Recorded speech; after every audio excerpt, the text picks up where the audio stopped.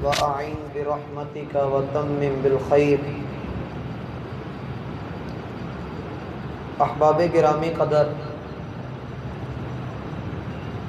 رسول اللہ صلی اللہ علیہ وسلم کی بعثت قیامت کی وہ بڑی نشانی ہے کہ جس کے ہو جانے کے بعد آپ علیہ السلام کا فرمان ہے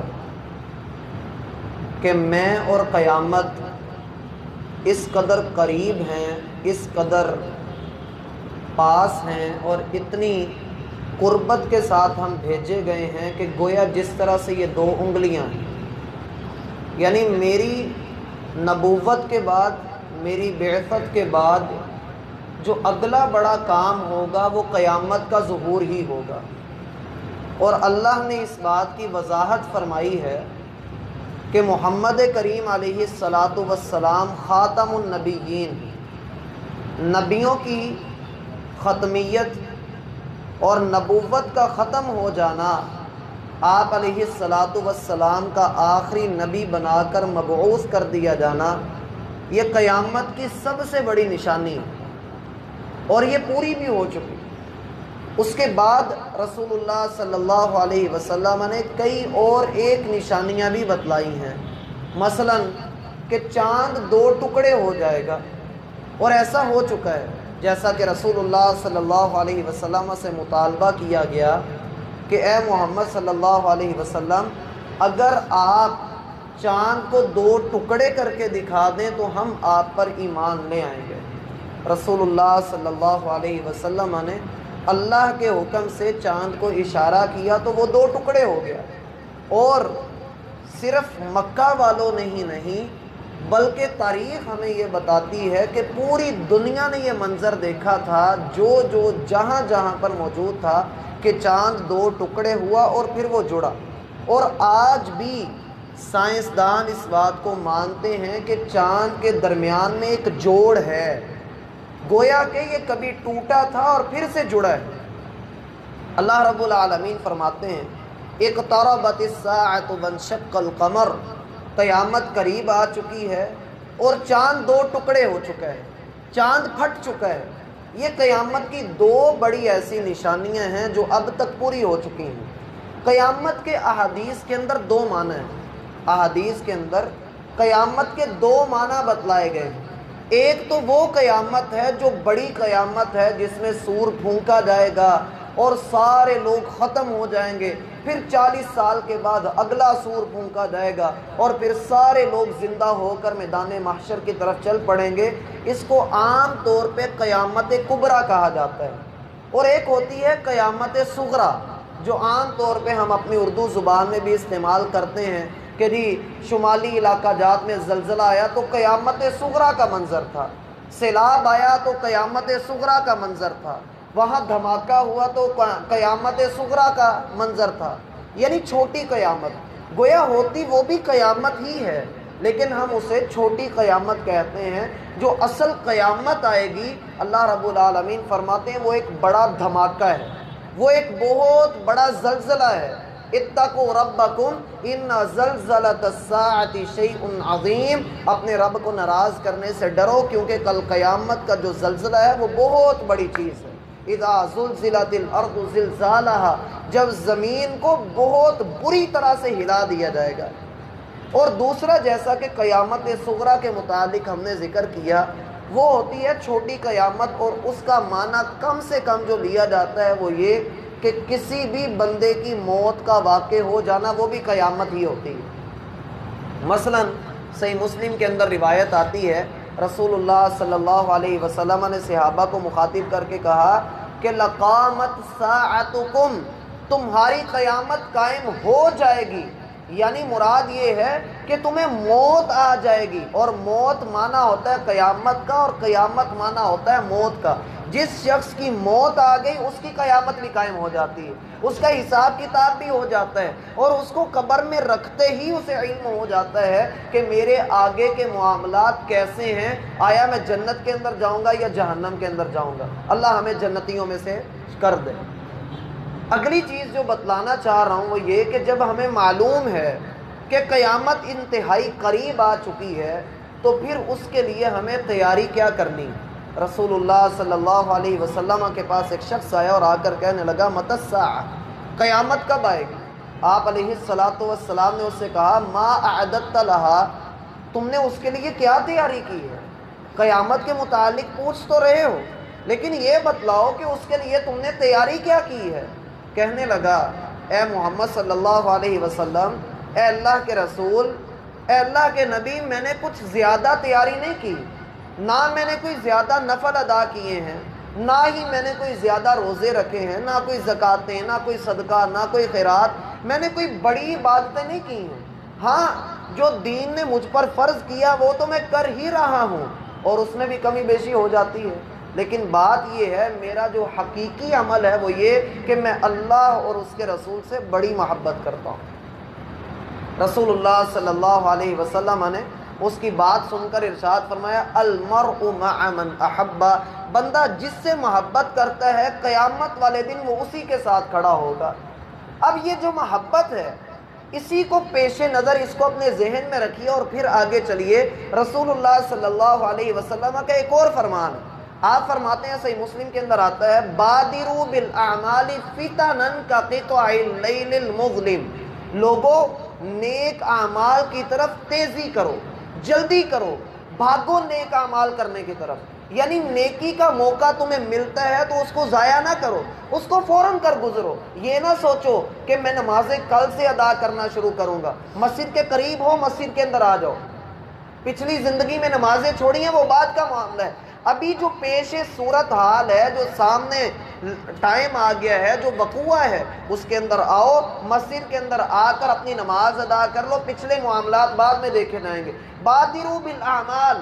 نیک اعمال کے اندر جلدی جلدی کر لو، محنت کر لو، یہ نہ ہو کہ تمہارا وقت آ جائے، تمہاری قیامت قائم ہو جائے اور تم کچھ کر نہ سکو۔ بادروا بالاعمال، نیک اعمال کے اندر جلدی کرو۔ تو جی تین باتیں میں نے ابھی تک آپ کو بتلائی ہیں، ایک یہ کہ قیامت کی کچھ نشانیاں، دوسری بندہ اس کے ساتھ ہوگا جس سے وہ محبت کرتا ہے، اور تیسرا یہ کہ بندے کو چاہیے کہ وہ نیک اعمال کی طرف جلدی کرے۔ اب ان تینوں کو اگر جمع کریں تو ایک مفہوم نکھر کر سامنے آتا ہے کہ قیامت کا انکار تو ہم کر نہیں سکتے، وہ تو قائم ہونی ہی ہونی ہے۔ آپ جتنا مرضی کوشش کر لیں، جتنا مرضی بھاگ لیں، وہ قیامت آنی ہی آنی ہے۔ ہم اللہ کے رسول سے محبت کا انکار بھی نہیں کر سکتے، اگر اس کا انکار کر دیا تو ہمارا تو ایمان ہی ختم ہو جائے گا۔ یہ دو چیزیں ہمارے اقرار، ہمارے ایمان کے اندر لازمی ہیں کہ ہم ان دونوں کا اقرار کریں گے۔ تیسری چیز میں ہماری کمی کہ ہم محبت بھی کر رہے ہیں، ہم اللہ کے رسول کا ساتھ بھی چاہتے ہیں، ہم یہ بھی مانتے ہیں کہ قیامت بھی قائم ہوگی، لیکن اس کے باوجود ہمارے عمل کے اندر کمی ہے۔ ہم اللہ کے رسول صلی اللہ علیہ وسلم سے محبت تو کرتے ہیں لیکن ہم اللہ کے رسول صلی اللہ علیہ وسلم کی زندگی کے مطابق اپنی زندگی نہیں بنا رہے۔ بادروا بالاعمال، نیک اعمال کے اندر جلدی کیجئے۔ میرا بھائی کتنا محروم ہے وہ شخص کہ جس کو پتہ لگ جائے کہ اگر میں صبح فجر کی نماز با جماعت ادا کر لوں اور جماعت کے ساتھ ادا کرنے کے بعد مجھے یہ اجر ملے گا کہ اللہ میری سارے دن میں حفاظت بھی کرے گا، میرا رزق بھی اللہ کے ذمے ہے، مجھے کسی چیز کی کوئی پریشانی نہیں ہوگی، نہ صرف یہ کہ میری بلکہ میرے گھر والوں کی حفاظت بھی اللہ کرے گا، اس کے بعد بھی وہ شخص گھوڑے بیچ کر سویا رہے تو کیا یہ محرومی نہیں تو اور کیا ہے؟ یہ سب سے بڑی محرومی ہے۔ محروم ہے وہ شخص کہ جس کو پتہ لگ جائے کہ طلوع آفتاب کے بعد اشراق کے 2 نفل ادا کرنے سے ایک حج اور ایک عمرے کا اجر ملتا ہے، اور وہ پھر 5 منٹ لگا کر وہ 2 رکعتیں نہ ادا کر سکے، اللہ کی قسم بڑا ہی محروم ہے۔ اور محروم ہے وہ شخص کہ جس کو پتہ لگ جائے کہ 12 بجے سے پہلے جو اوابین کا وقت ہے، جو زوال کے وقت سے کچھ دیر پہلے کا وقت ہے، جب سورج عین سر کے اوپر ہوتا ہے، اس وقت کی ادا کی ہوئی 2 رکعات، اس وقت کی ادا کی ہوئی 2 رکعات کل قیامت کے دن اللہ کے ہاں مجھے نیکوکاروں کے ساتھ کھڑا کر دیں گی۔ اگر وہ بندہ نہیں ادا کرتا تو اللہ کی قسم بڑا محروم ہے۔ اور محروم ہے وہ شخص کہ جس کی دکان پہ جانے کا ٹائم ہوتا ہے، 9-10 بجے ہوئے ہوتے ہیں اور وہ اس وقت 2 رکعات نہیں ادا کرتا، حالانکہ اسے معلوم ہے کہ میرے جسم کے 360 جوڑ، ان میں سے ہر جوڑ کے اوپر صدقہ دینا واجب ہے، ہر دن میں نے صدقہ دینا ہے۔ اگر وہ 2 رکعتیں ادا کر لے تو پورے جسم کی طرف سے صدقہ ہو جائے۔ اللہ اس بندے کی حفاظت کرے، اس کو اللہ حج اور عمرے کا اجر عطا کرے۔ لیکن اس کو معلوم بھی ہے لیکن یہ نہیں ادا کرتا، تو سب سے بڑا محروم شخص یہ ہے۔ پھر وہ شخص کہ جسے علم ہے کہ ظہر سے پہلے اگر میں 4 رکعات ادا کر لوں، ظہر کے بعد بھی 4 رکعات ادا کر لوں، اللہ رب العالمین جہنم کی آگ مجھ پہ حرام کر دیں گے، اور پھر وہ نماز ظہر کو ہی چھوڑ دے، وہ نماز نہ ادا کرے، تو اللہ کی قسم بہت بڑا محروم ہے۔ اور وہ شخص کہ جو مسجد کے اندر تو آ جائے لیکن آ کر اذان اور اقامت کے درمیان اللہ سے دعائیں نہ مانگے، تو بڑا محروم شخص ہے۔ اور پھر وہ شخص کہ جس کے پاس قرآن موجود ہے اور پھر وہ پریشان ہو، تو بڑا ہی محروم شخص ہے کہ جو قرآن سے رہنمائی نہیں لیتا ہے۔ اور وہ شخص کہ جس کو اللہ نے صحیح سالم جسم عطا کیا، اللہ نے آنکھوں میں نیند عطا کر دی، آنکھوں میں بصارت عطا کر دی، کانوں میں سماعت ڈال دی، اس کے جسم کو صحیح سالم بنا دیا، اور رات کے اندھیرے میں جب اس نے کوئی غلط کام کیا، اللہ نے اس کے گناہ کے اوپر پردہ ڈال دیا۔ بڑا ہی محروم ہے یہ شخص کے گناہ پر پردہ بھی ڈالنا ہوا ہے لیکن پھر توبہ نہیں کر رہا۔ اور پھر وہ شخص کہ جو رات کو صحیح سالم سوتا ہے، صبح اٹھتا ہے، اس کے گھر والے بھی خیر و عافیت کے ساتھ ہیں، اس کا جسم بھی خیر و عافیت کے اندر ہے، اس کے سامنے اس کا ناشتہ پڑا ہوا ہے، اللہ کی قسم ہر طرح کی نعمت اس کے پاس موجود ہے، گھر بار بھی سلامت، کاروبار بھی سلامت، اس کا جسم و جان بھی سلامت، سب کچھ سلامت ہے، بیوی بچوں کو بھی کوئی مسئلہ نہیں، کوئی بیمار نہیں، کوئی نقصان نہیں۔ اللہ کے رسول فرماتے ہیں دنیا اس کے سامنے ذلیل کر کے رکھ دی گئی، کأنما حیزت لہ الدنیا، دنیا اس کے سامنے ذلیل و رسوا ہو کر پیش کر دی گئی، اس کے بعد بھی یہ شخص اپنے مال میں سے صدقہ نہ نکال سکے، تو اللہ کی قسم بڑا ہی محروم شخص ہے۔ اور پھر وہ شخص کہ جس نے رات کا اپنا کافی حصہ سو کر گزار لیا،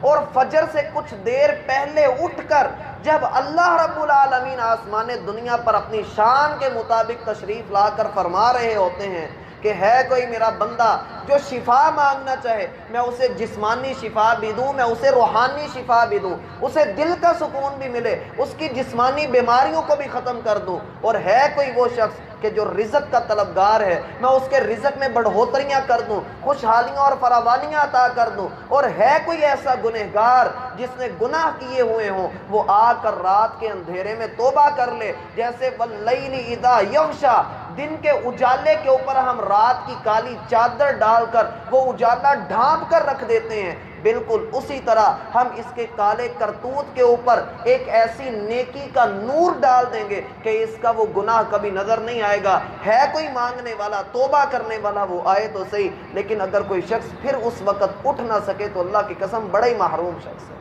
اللہ کے رسول صلی اللہ علیہ وسلم کا یہ فرمان کہ بادروا بالاعمال، لوگوں نیک کاموں میں جلدی کر لو، فیتانن کا قطع اللیل المظلم، جس طرح سے رات کا اندھیرا بڑی تیزی سے چھا جاتا ہے۔ اور اس کی ایک مثال یہ بھی ہے کہ اللہ کے رسول صلی اللہ علیہ وسلم اپنے مکان کی چھت پر تھے، تو آپ علیہ السلام نے اپنے ایک صحابی کو مخاطب کر کے کہا ہے میرے صحابی کیا تم بھی وہ دیکھ رہے ہو جو میں دیکھ رہا ہوں؟ کہا نہیں اللہ کے رسول میں وہ نہیں دیکھ رہا۔ کہا پھر میں دیکھ رہا ہوں کہ تم لوگوں کے گھروں میں بارش کے قطروں کی طرح فتنے گر رہے ہیں۔ فتنن کا قطع اللیل المظلم، جس طرح سے دن کا اجالا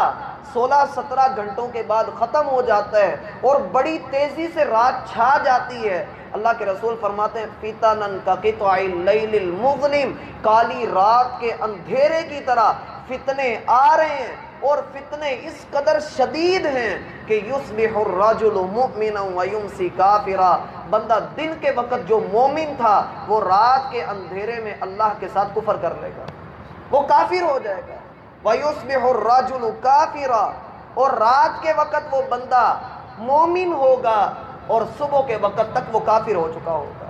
میرا بھائی ان فتنوں سے بچیے، انسان کو عمل کی توفیق مل جائے، اس کو موقع مل جائے، اس کے سامنے نیکی رکھ دی جائے اور پھر وہ کر نہ سکے تو اللہ کی قسم بڑی محرومی۔ پھر اللہ رب العالمین سورہ فاطر کے اندر فرماتے ہیں اولم نعمرکم فیہ من تذکر وجاءکم النذیر۔ لوگوں اللہ کے پاس بہانے نہ بناؤ، یہ نہ کہو کہ اللہ مجھے موقع نہیں ملا۔ کیا اللہ کے پاس ہمارا یہ بہانہ چل جائے گا کہ اللہ میرے کپڑے خراب تھے اس لیے میں نے نماز نہیں ادا کی، اے اللہ میں بہت تھکا ہوا تھا اس لیے میں تہجد کے اجر سے رہ گیا، اے اللہ میں دکان پر جانے کی جلدی تھی اس لیے میں نے اشراق نہیں ادا کی، میں نے چاشت کو چھوڑ دیا۔ کیا ہمارے یہ بہانے چل جائیں گے؟ اے اللہ مجھے روح کا سکون چاہیے تھا اس لیے میں گانے سنتا رہا، اے اللہ لوگ مجھے تانے دیتے تھے اس لیے میں داڑھی کٹواتا رہا۔ اللہ کے ہاں یہ بہانے نہیں چل رہے۔ اور پھر اللہ رب العالمین کے ہاں ایک یہ بہانہ بڑا انسان بناتا ہے کہ اللہ مجھے تو کسی نے بتایا ہی نہیں، میرے پاس تو کوئی آیا نہیں بتانے والا۔ اللہ رب العالمین فرمائیں گے اولم نعمرکم فیہ من تذکر، تجھے دنیا کی ساری سمجھ تھی، اتنی عمر تیری ہو گئی تھی کہ ہر چیز کو تو سمجھ لیتا تھا، جمع تفریق تجھے آتی تھی، آگ اور پانی میں فرق کا تجھے پتا تھا، اندھیرے اور روشنی میں تو فرق کر سکتا تھا، تو اس عمر میں تھا کہ ہر نصیحت حاصل کرنے والا نصیحت حاصل کر لے، عقل والا عقل حاصل کر لے۔ وجاءکم النذیر، اور محمد الرسول اللہ کا نام بھی تو نے دنیا میں کئی مرتبہ سنا، تجھے وہ ڈرانے کے لیے آئے، تجھے نصیحت کرنے کے لیے آئے، پھر بھی تو نہ سمجھ پایا، تو آج آگ تیری زیادہ حقدار ہے، اسے آگ میں پھینک دیا جائے گا۔ اللہ ہمیں اس سے محفوظ فرمائے۔ اس لیے میرا بھائی نیک عمل کے اندر جب کبھی جتنا بھی موقع ملتا ہے اللہ کے لیے اس کو کر گزریے، یہ سوچ کر گزریے جیسا کہ اللہ کے رسول کا فرمان ہے صلی صلاۃ مودع، نماز ادا کرو تو یہ سوچ کر ادا کرو کہ یہ میری آخری نماز ہے، اس کے بعد پتہ نہیں توفیق ہونی ہے یا نہیں ہونی، کیونکہ فتنے اس طرح کے آ رہے ہیں۔ اور میں نے اپنی بات میں یہ بھی کہا کہ آپ کی پچھلی زندگی کا وہ بعد میں دیکھیں گے کہ پچھلی زندگی میں کون سے گناہ ہوئے، وہ بعد میں دیکھیں گے۔ یہ اس لیے میں نے کہا کہ اللہ کے رسول صلی اللہ علیہ وسلم کا فرمان ہے انما الاعمال بالخواتیم۔ لوگ دنیا میں کاپیاں چیک کرتے ہیں، کوئی فائل چیک کرنی ہوتی ہے اس کا پہلا صفحہ کھول کر اس کو چیک کرنا شروع کرتے ہیں۔ اللہ کے ہاں یہ اصول نہیں ہے، اللہ کے ہاں اصول ہے کاپی آخر سے چیک ہوگی،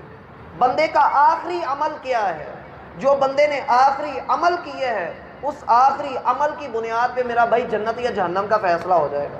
آخری عمل کی بنیاد پر۔ اس لیے مومن کو یہ چاہیے کہ وہ ہمہ وقت اللہ کے سامنے پیش ہونے کا تصور دل میں رکھے، کبھی بھی شیطان کے ہتھ کنڈے میں نہ آئے۔ وہ شخص کے جس نے 100 قتل کیے تھے اس کا آخری عمل ہی یہی تھا کہ میں نے توبہ کرنی ہے، اور وہ اپنی توبہ کی نیت کے ساتھ اللہ رب العالمین کے ہاں نجات پا گیا۔ اس لیے میرا بھائی اپنی زندگی کے ہر عمل کو، ہر نیک عمل کو، ہر نیکی کا جب موقع ملے اور نیکی آپ کے سامنے ہو تو کسی اور کے کرنے سے پہلے خود آگے بڑھ کر وہ کر لیجئے، کیونکہ یہ ایک ایسی دوڑ ہے کہ جس دوڑ کے اندر جو جتنی محنت کرے گا وہ اتنا ہی زیادہ پھل پائے گا۔ دنیا کے اندر اپنے آپ کو تھکا لیجئے، کل کا آرام ہمارا مقدر ہے، اور اگر دنیا کے اندر آرام کرتے رہے تو کل کے معاملات بڑے مشکل ہیں۔